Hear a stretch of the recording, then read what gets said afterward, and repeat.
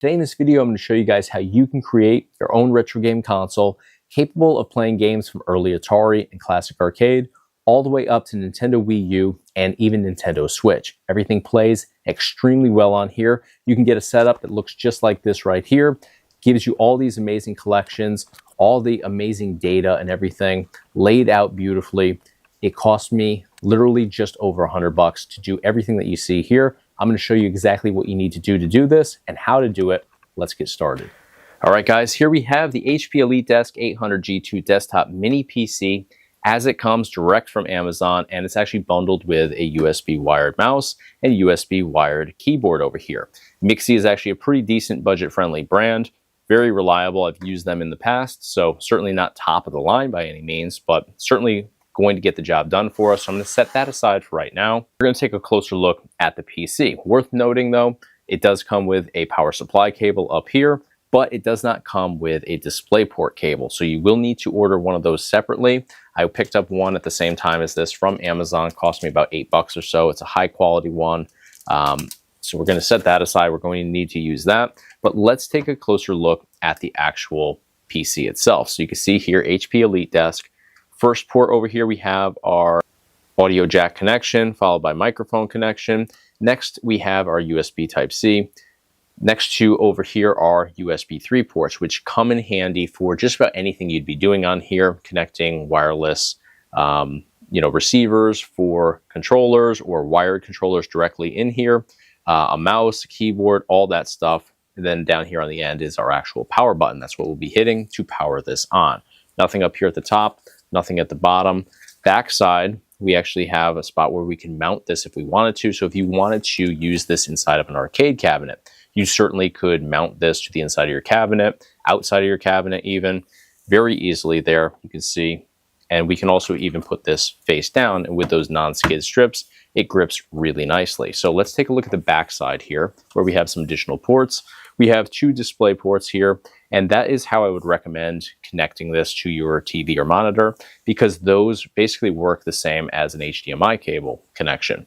Over here we have VGA, so you certainly could use VGA. However, that is not going to transmit your audio. It's only going to transmit over your video. So next over here, we have 4 additional USB 3 ports on here. So 4 in the back, 2 in the front, 6 in total. Ethernet connection over here, and then over here is where we're going to plug in our power supply cable. So that is pretty much everything that this has to offer externally on here. Also worth mentioning though, in the front we have built-in speakers. Not that I think anybody necessarily wants to utilize the built-in speakers here, but it certainly does come in handy. I think the best way to go obviously is using a DisplayPort cable, and then you can get your audio through there as well as video. Use your speakers on your TV or monitor. If you have a monitor that has speakers built in, that is definitely the best way to go on there. So this also does not have built-in Wi-Fi, but it does come with this USB Wi-Fi dongle here. So we can plug that into one of the 6 USB ports on here, and we are now able to get Wi-Fi to this, which definitely comes in handy for scraping. When we go in and we pull all of the data for our ROMs, just, creates a much better experience on there and a nicer layout. So we'll definitely be utilizing that. Again, power supply cable there. But let's actually open this up, and I'm going to show you guys how you can utilize the SSD within here to set up your retro gaming experience. So you don't have to do this. This actually comes with Windows 10 installed on the SSD within here. But if you wanted to use this specifically for retro gaming and retro gaming only, then you can just simply remove that SSD, put Batocera directly onto that, and you're able to utilize everything that is provided here in this package for retro gaming without having to add in any additional costs other than the DisplayPort cable. So on the back side here, you notice we have this little screw here, and we don't actually have to go and connect a screwdriver to this. It's designed so we can do this with our fingers. We just simply turn it, it loosens all the way up. It will not fall all the way through or anything like that, so you don't have to worry about losing this. And then what we're going to do here is I'm going to push on the back side. I'm going to push that direction, and I'm just going to make sure that I hold the top stationary there. So I'm just sliding the bottom out like that, and now I can take this top off completely.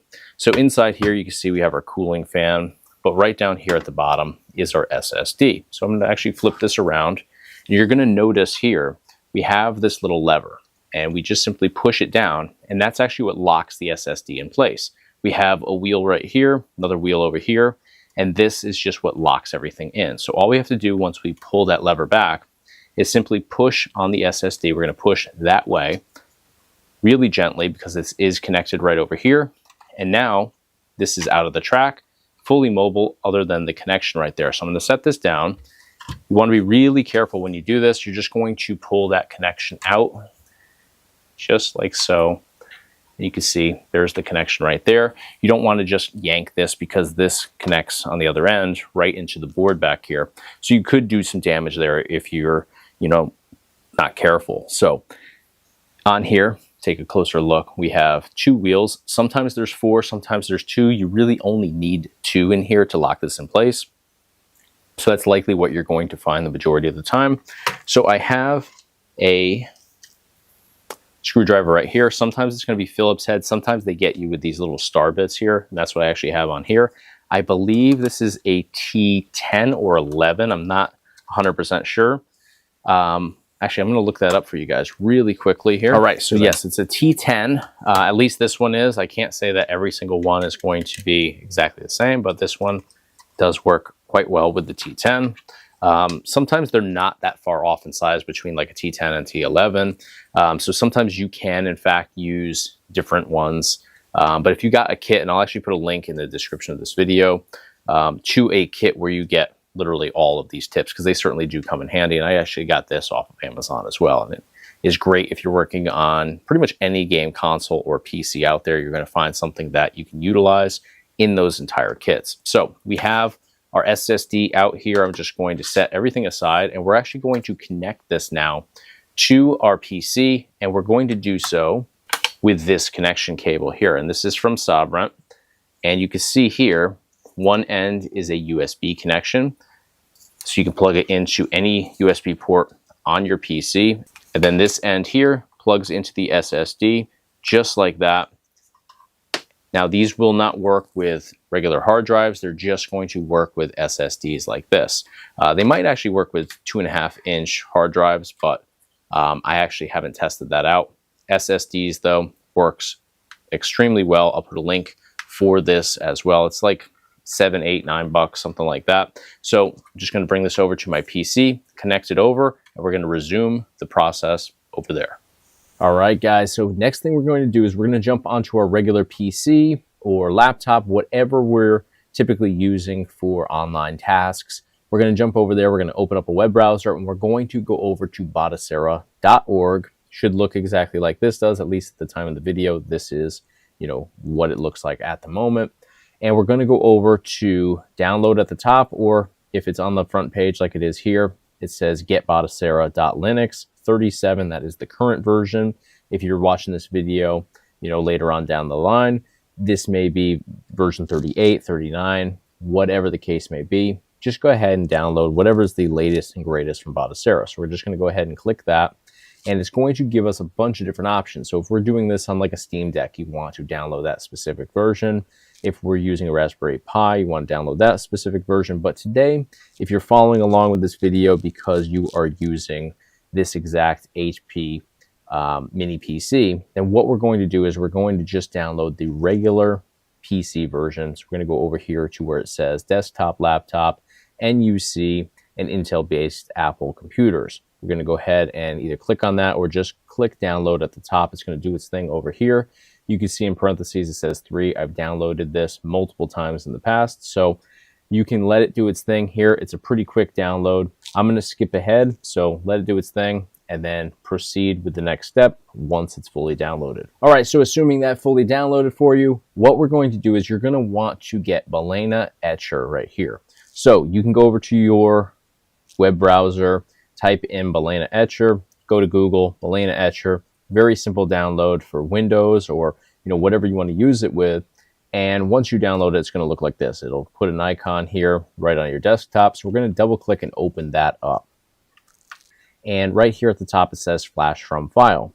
We're going to go ahead and click that, and we're going to locate Batocera. So here is Batocera version 37, which we just downloaded. We're going to click on open. So make sure this is the image file. You don't want to zip this, unzip it, do anything there. You want it exactly as it downloaded, direct from Batocera's website. So next thing we're going to do is we're going to go ahead and connect our SSD to our PC via that USB connection. So I've already connected mine, so it should populate in here when I click on select target.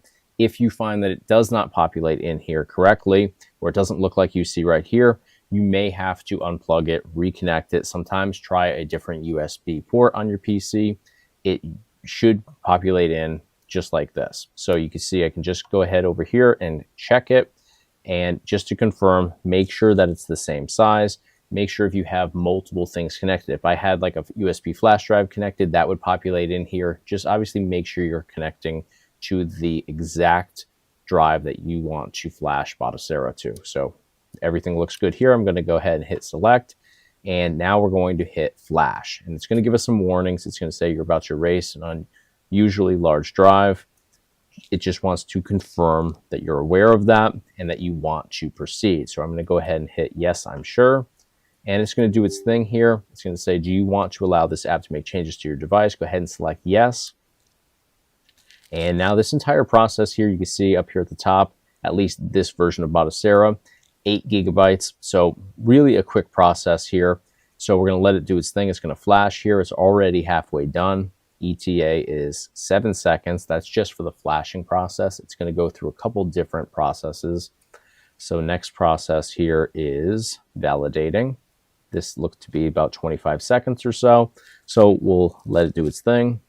And we should get a confirmation that everything, was flashed correctly. And that's exactly what it's doing here by validating. All right, you can see here it says flash completed. So we're going to go ahead and just X out of this. And now we have Batocera loaded up onto our SSD. So we can go ahead and disconnect it from this PC, jump over to our HP Elite desk and proceed over there. All right, guys, so just unplug this from the USB connection from the PC. So we've got the SSD ready to get installed. We're going to go ahead and grab our wheels. Now, make sure that your connection here is on the right-hand side. Go ahead and put one of these wheels up here in the top corner, another one down here in the bottom right, and those are going to line up with, on here, one should line up with where our lever is. So I'm just going to tighten those up with the screwdriver. And first thing we're going to do is we're going to make our connection here. It's a little bit hard to see with my hand, but just like the USB connection that we made to our computer from the SSD, we're going to do the exact same thing there. Just kind of feel for it. Don't get overly aggressive. Pushes right into place. And now you're going to just line up those wheels with these slots here and pull back that lever. You should sit right into the tracks. Line up the wheels perfectly and then just slide them in. As you slide it forward, that lever will just click back into place, and you can see here everything is fully locked in. So all we have to do now is put our cover back on.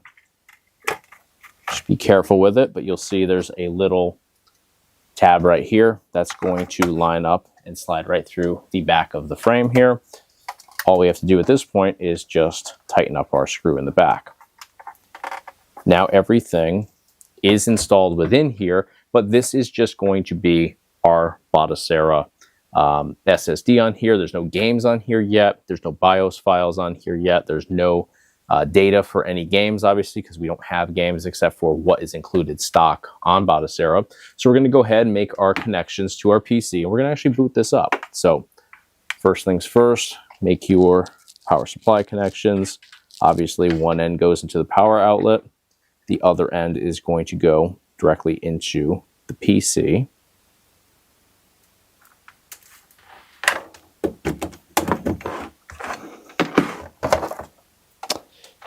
Right there. We're going to grab our DisplayPort cable. So DisplayPort goes into the back, and I like to go into that middle one there. Clicks right into place. And I should have mentioned this before because I just said DisplayPort, but this is a DisplayPort to HDMI. And the reason I get that rather than just straight DisplayPort is because then I can plug this into a PC monitor or into a regular TV. And I'm going to be going directly into my TV today. Well, I'll be going through my capture card and then into my TV so you guys can see how everything boots up on here. So we're going to go ahead and make that connection. And go ahead and plug in your Wi-Fi dongle here. And you can plug it into the back or the front. Doesn't make any difference. So I'm just going to power this on and we'll continue on with everything within Batocera. All right, so here we are inside of Batocera version 37 on our SSD installed within our HP EliteDesk mini PC. And what we're going to do now is we are going to connect our keyboard as well as our mouse. We'll now be able to navigate through everything, and all these collections are stock. Everything that you see here is as it comes on Batocera version 37 at least. So once you have your keyboard connected and your mouse connected to your PC, you're going to hit your space bar on your keyboard. That opens up your main menu. From here, we're going to navigate down to network settings. We're going to hit enter on our keyboard to open that up. And you're going to see here that nothing is connected. So we have no IP address. We have no internet status. We need to go down to where it says enable Wi-Fi. Make sure that your Wi-Fi dongle is plugged into your PC again. You're going to go down to enable Wi-Fi and just hit enter. That is going to enable your Wi-Fi. Next thing after this, we're going to establish connection to our Wi-Fi network. So it takes a minute. Once it gives you that, sort of little toggle icon filled in, you're going to have Wi-Fi SSD and Wi-Fi key listed on here, and they're going to be blank. Now I've blocked mine out because I already have mine connected to my Wi-Fi. But you're going to go to Wi-Fi SSD. You're going to hit enter. You're going to get a list of all your different Wi-Fi connections that you can connect to. Go ahead and connect to yours. Once you do that, you're going to go down to Wi-Fi key and you're going to simply type in your password. It's going to bring you back out here to network settings, and you're going to now just go down to back, hit enter. It's going to bring you back here to your main menu. And if you go back into network settings now, you should see under internet status, it should say connected. Now up here for your IP address, it should be filled in. You're going to now write down this IP address because you're going to need this momentarily from your other PC. So I'm going to write down mine. And I blocked mine out here, same as I blocked out my Wi-Fi SSID and key, just to keep everything private. Not that it's a huge deal to have that IP address out there, but just going to keep everything to myself here in this video. But yours is going to now populate on this list as long as you've been able to establish Wi-Fi connection. So now what we're going to do is we're going to jump over to our other PC, leave your HP EliteDesk turned on, leave it right where it is, or you can even just back out. You can hit escape, back out to your main page here, but leave it turned on, leave it connected to Wi-Fi, and jump over to your other PC. We'll resume over there. So now here we are back on our regular PC, and you're going to go to your web browser and you're going to go to archive.org. You're going to go to the search bar here and you're going to search for Batocera BIOS files. So if you're using Batocera 37, type in Batocera 37 BIOS files. If you're using a later version, type in Batocera 38, 39, whatever version BIOS files you're looking for the version that you downloaded to your SSD. Locate those, download those, and they may come zipped. They may come, just regular, a regular folder. Usually they're going to be zipped though. If they're zipped, use something like 7-zip to extract them. So I'm going to show you guys how mine came. I have them saved here on my desktop. So here I have my BIOS version 37 full pack, and you can see this was zipped. So I just simply right clicked on here. I went down to show more options, and I hovered over 7-zip and I clicked on extract files. It extracted those. Once you have them extracted, you'll be able to go in, you'll be able to locate your BIOS folder. I actually pulled it out separate just so I don't have it within the other folder over here. We can double click on that, see what it looks like. You have all these BIOS files and folders inside of here. Exactly as it is here is how you want to leave it. So I have it just pulled out for convenience over here on my desktop. So next thing we're going to do, we're going to go down here on your bottom bar. We're going to click on File Explorer. So now here it's going to default to home up here. Click and just backspace. So now we're going to do //, and we're going to type in our IP address exactly as we copied it down from Batocera. So go ahead and do that. And now hit enter on your keyboard. you're going to get this Windows security that pops up and it says enter network credentials. Enter your credentials to connect to, and it's going to list your IP address. So now what we're going to do for a username, we're going to type in root, R-O-O-T. For a password, we're going to type in Linux, L-I-N-U-X. And now we're going to go ahead and we can hit remember my credentials if you want to, if you don't want to have to type this in later on when you come back in here. And then we're going to click OK. That is going to connect over now to your HP Elite Desk. As long as you still have your Wi-Fi connection established and everything's connected properly over there, you're going to now be able to go into your share folder here. So we're going to double click on share folder. And now we have full access to all of our files on our HP Elite Desk. So what we need to do is we need to update our BIOS folder here. So if we double click on folder, again, we are now accessing everything on our HP Elite Desk. So we're going to let this load in.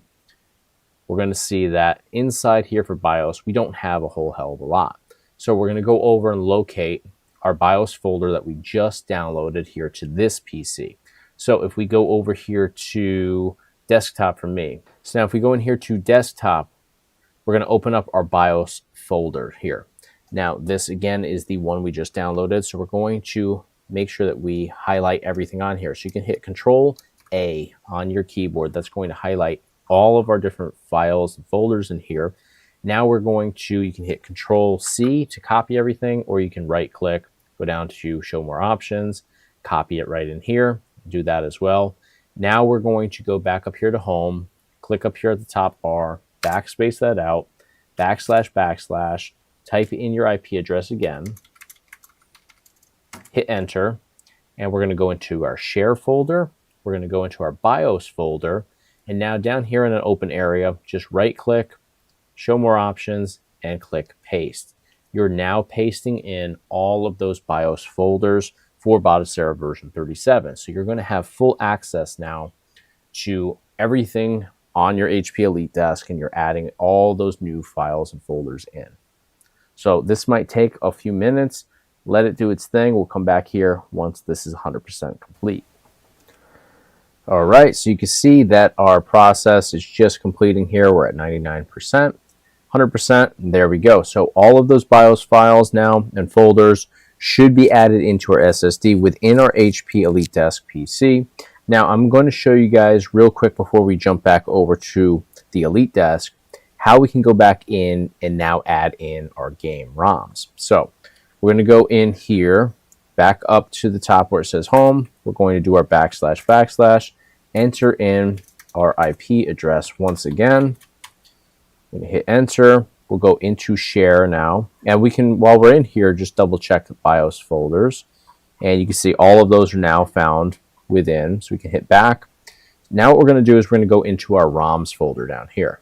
And you're going to see all of these collections. So you can go in here and see that we have FB Neo. We have our GameCube, Game Gear, etc., Game Boy Color, Game Boy Advance, and so on. So if we wanted to add like an Xbox game, for example, we go down here, we locate Xbox. Here's Xbox, we double click, and in here we can simply paste in whatever Xbox ROMs we want to add. So if we had, actually I think that I have, so I actually have on my desktop here, Halo 2. So I can go in here. We're already inside of our Xbox ROM collection. So I'm going to go over here and just copy this. So go over to copy. And now we'll go back over here and we can simply paste that in. So we're just going to show more options, paste. Halo 2 gets added directly into our Xbox ROMs collection. And now what we're going to do is we're just going to simply X out of this. I'm going to shut down this computer altogether, and we're going to jump now over to the Elite Desk. All right, here we are on our HP Elite Desk PC. So we just added in our BIOS files, as well as we added in that Xbox title, Halo 2. So if we go through our collections, we should locate Xbox. There it is. And if we jump in here, there we go. We've got our Halo 2 ROM ready to go inside of our Xbox collection. So we can back out by hitting escape on our keyboard. And now we also have all of our BIOS files added in as well, which we did just like we did the Halo 2 title here through our network connection from our regular PC. So if you want to access your files from inside your HP Elite desk here inside Batocera, all you're going to need to do is hit F1 on your keyboard. That is going to open it up just like this, and we have access to all of the same stuff that we were able to remotely access through our network connection from our other PC. So if we go over to ROMs, we can go over and double check our Xbox collection. So we'll go down here to X. Where are you? There we go. Double click on Xbox, and there is our Halo 2 ROM that we added in.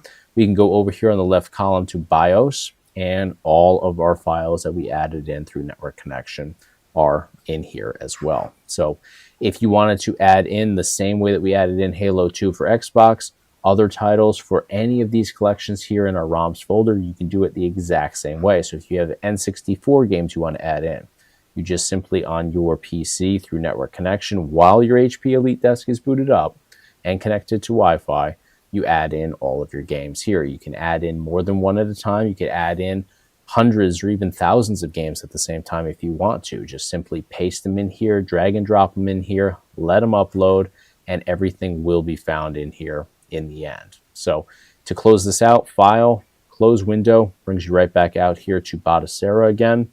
Now, I didn't show you guys how to scrape anything in this process here. Scraping is when you add all of the data. So if we jump in here, you see how boring this looks. Nothing exciting going on here. If you want to add video previews, logos, box art, descriptions, ratings, all that stuff that creates a well-polished layout, I have a video that walks you through the entire process of using Screen Scraper, which is an amazing tool.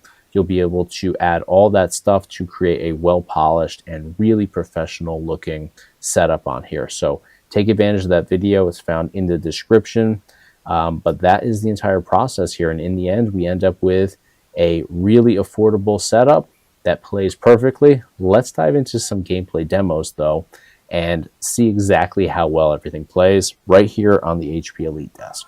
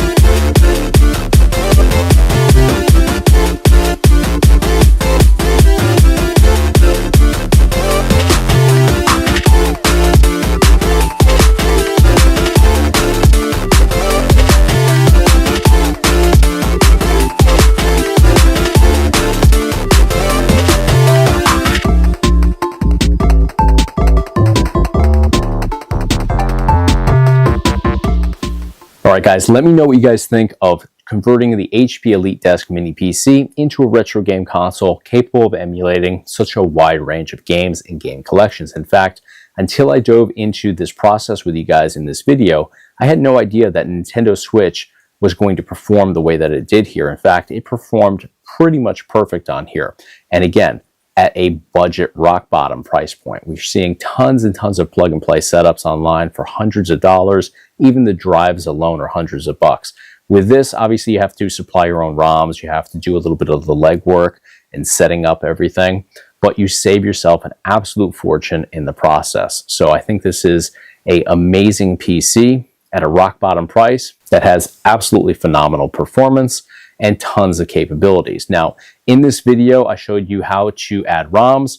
The process that I walk through for Xbox is the same for pretty much all of your collections. If you have any questions, you can hit me up here in the comment section or reach out to me directly. I obviously can't get back to everybody, so bear with me there. The channel, though, is an excellent resource for pretty much everything Batocera related. I've done tons of tutorials in the past on Batocera, on setting up games and game collections, adjusting settings, all that good stuff. So you'll find tons of help here on the channel. But I also will put some links in the description of this video so you can see some other videos that I've done. One that I think would be huge for you guys is my video on how to set up Screen Scraper. Screen Scraper is an excellent tool for polishing off your setup once you have all your games added in. You can add video previews, still shots, logos, descriptions of games, all that stuff that basically takes a boring text list for each of your collections and turns it into something like this. This is my setup that I've put together, and I've been building this over time for the last couple of years. I'm always adding new games in, tweaking things, adjusting things, and you can see how well polished everything is on here. So you can get a layout like this very easily. Just follow my Screen Scraper tutorial, link in the description, and everything that was used here, from the PC to the cables, everything is in the description as well. So you can click over to Amazon, figure out exactly, what everything is going to cost you in total, but it should be right around 100 to, 120 bucks or so for literally everything that you would need that was shown in this video. So all that stuff's down there. You can see how long it'll take to arrive, all that. I'll also put a link down there to my Amazon storefront in case you're looking for controllers or you want to see any of the products that I've reviewed here on the channel. I'm slowly but surely adding more and more stuff over there from past videos here on the channel. So that's going to do it for today. Again, let me know in the comment section what you thought of everything. Check out those links in the description. But thank you guys so much for watching. If you haven't yet hit subscribe, be sure to do that. Hit subscribe, stay in the loop for all future videos. Thank you guys so much for your time. I'll see you on the next video.